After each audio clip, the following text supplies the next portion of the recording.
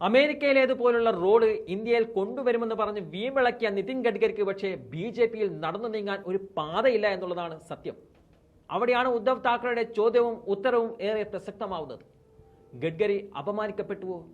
അപമാനിക്കപ്പെട്ടു എന്ന തോന്നൽ ഉണ്ടെങ്കിൽ ബി.ജെ.പി വിടൂ, തങ്ങൾ അധികാരമുള്ള മന്ത്രിയാക്കാമെന്നുള്ളതാണ് ഉദ്ധവ് താക്കറെ പറഞ്ഞു വെച്ചത്.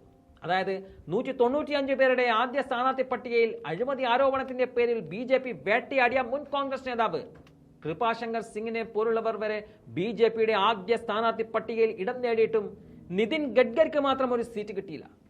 ഇവിടെയാണ് വീണ്ടും വീണ്ടും ഉദ്ധവ് താക്കറെ നിതിൻ ഗഡ്കരിയെ സ്വാഗതം ചെയ്യുന്നത്. കിഴക്കൻ മഹാരാഷ്ട്രയിലെ യവത്മാൽ ജില്ലയിലെ പുസാദിൽ നടന്ന റാലിയിൽ പങ്കെടുത്ത് സംസാരിക്കവെയായിരുന്നു ഉദ്ധവ് താക്കറെയുടെ തുറന്നു പറച്ചിൽ. സത്യത്തിൽ നിതിൻ ഗഡ്കരി ബി.ജെ.പിയിൽ അപമാനിതനായി എന്നുള്ളത് തന്നെയാണ് ഇവിടെ നിന്നും കൃത്യമായി മനസ്സിലാക്കാൻ പറ്റുന്ന കാര്യം.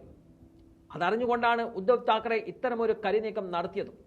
എന്തായാലും ഇന്ത്യൻ രാഷ്ട്രീയത്തിൽ ഇതൊരു വലിയ ചർച്ചാ വിഷയം തന്നെയാണ്. മുൻനിര നേതാവിനെ ബി.ജെ.പി അപമാനിച്ചു എന്നുള്ളത്. പ്രതിപക്ഷ സ്ഥാനാർത്ഥിയായി മത്സരിക്കാൻ ഗഡ്കരിയോട് മുമ്പും താക്കറെ ആവശ്യപ്പെട്ടതാണ്.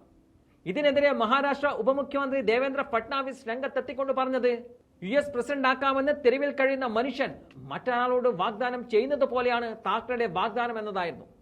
വളരെ പരിഹാസത്തോടെയാണ് ഫട്നാവിസിന്റെ പരാമർശമുണ്ടായത്.